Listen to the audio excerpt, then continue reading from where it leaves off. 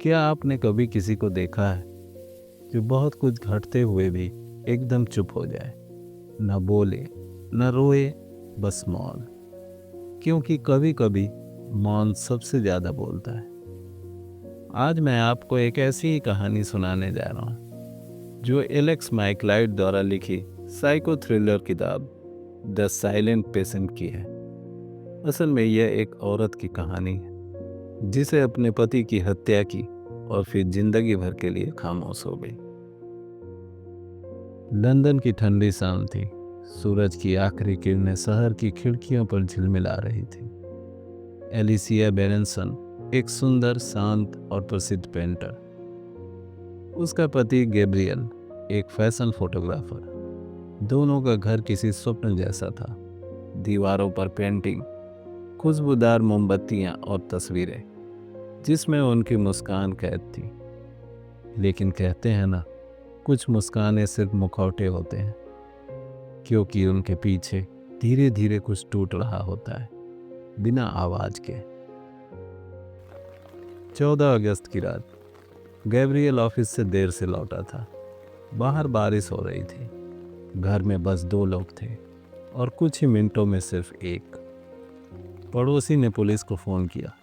गोलियों की आवाज आई है। जब पुलिस दरवाजा तोड़कर अंदर पहुंची तो सामने एक भयानक दृश्य था। गैब्रियल कुर्सी पर पड़ा था और उसके चेहरे को 5 गोलियों ने छल्ली कर रखा था। और सामने थी एलिसिया, हाथ में बंदूक, आंखों में सन्नाटा और चेहरे पर अजीब सी शांति। पुलिस ने पूछा, तुमने ऐसा क्यों किया? लेकिन एलिसिया ने कुछ नहीं कहा। न चीखी, न रोई, न बोली, बस चुप रही। अगले दिन जेल में एलिसिया ने एक पेंटिंग बनाई जिसका नाम दिया एल्सेस्टिक, यूनानी मिथक की वो स्त्री जो अपने पति की जान बचाने के लिए खुद मर जाती है। पर एलिसिया की पेंटिंग में एल्सेस्टिक जीवित थी और जिसके जान बचाने के लिए उसने अपनी कुर्बानी दी थी वो मर चुका था।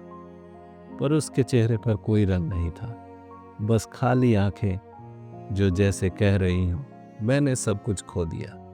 कोर्ट ने एलिसिया की इस हरकत को देखा और उसे मानसिक रोगी घोषित किया और उसे मेंटल असाइलम भेज दिया गया, एक रहस्यमयी जगह, द ग्रोव। वो वहाँ सालों से बंद थी, न बोलती थी, न प्रतिक्रिया देती थी। डॉक्टर कहते थे वो खुद को सजा दे रही है। सालों बाद एक मनोवैज्ञानिक, थियो फेबर, उसकी कहानी से प्रभावित होकर वहाँ आता है और वो कहता है, मैं एलिसिया को बुलवा सकता हूँ। वो द ग्रोव में नौकरी करने के लिए सिर्फ इसलिए जाता है क्योंकि वो एलिसिया के रहस्य को समझ सके। थियो को लगता है कि एलिसिया की चुप्पी के पीछे कोई गहरा दर्द छिपा है, शायद बचपन की हिंसा या कोई भयानक सच। जब थियो उस मेंटल असाइलम में जाता है तो वहाँ पर थियो को एलिसिया की डायरी मिलती है। वो उसे पढ़ना शुरू करता है। एक जगह उसमें लिखा होता है, कभी कभी मुझे लगता है कोई मुझे देख रहा है, कोई जो मेरे घर के बाहर खड़ा रहता है, चुपचाप, नकाब पहने। थियो पढ़ता जाता है और हर पन्ने के साथ डर बढ़ता जाता है। डायरी के आखिरी हिस्से में लिखा था, वो अंदर आ गया और एलिसिया ने देखा एक नकाबपोश आदमी बंदूक लिए गैब्रियल को बांध देता है और उससे कहता है, चुनो, तुम्हारी जान या तुम्हारी पत्नी की। गैब्रियल कुछ नहीं कहता, बस अपनी जान बचाने की कोशिश करता रहता है। उस पल में एलिसिया के अंदर कुछ टूट गया। वो चीखी नहीं, वो डरी नहीं, बस उसने बंदूक उठाई और ट्रिगर दबा दिया और एक के बाद एक 5 गोली ठीक गैब्रियल के चेहरे को छल्ली करती हुई निकल गई। और अब इस कहानी का सबसे भयानक सच बाहर आता है, क्योंकि वो नकाबपोश आदमी कोई और नहीं बल्कि थियो फेबर खुद था। असल में थियो की पत्नी कैथी और एलिसिया के पति गैब्रियल के बीच में अफेयर था। इसलिए थियो ने बदले की आग में एलिसिया के घर जाकर यह सब किया। लेकिन जब एलिसिया ने गोली चलाई तो वो भाग गया और दुनिया को लगा कि एलिसिया हत्यारिन है। सालों के बाद अब थियो उससे मेंटल असाइलम में मिलने सिर्फ इसलिए आया था कि वह देखना चाहता था कि एलिसिया उसे पहचानती भी है या नहीं। लेकिन आखिरकार एलिसिया ने उसे पहचान लिया, मगर तब भी एलिसिया चुप रही। लेकिन उसने इन सभी चीज़ों को अपनी डायरी में नोट कर दिया था। और इत्तेफाक देखिए, थियो को लगा कि अब उसका रहस्य सुरक्षित है। लेकिन तभी डायरी पुलिस के हाथ लग गई और थियो गिरफ्तार हो गया। अब एलिसिया फिर से अपने कमरे में है।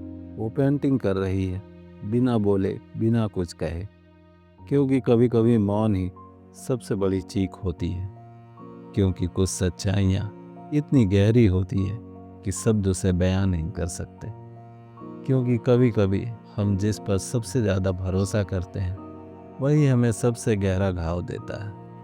और द साइलेंट पेशेंट हमें यही सिखाती है कि हर चुप्पी के पीछे एक चीख होती है, बस उसे सुनने के लिए एक संवेदनशील कान चाहिए। इसलिए तो वो बोलती नहीं थी, क्योंकि उसका सच किसी के सुनने लायक नहीं था। Thank you and best of luck.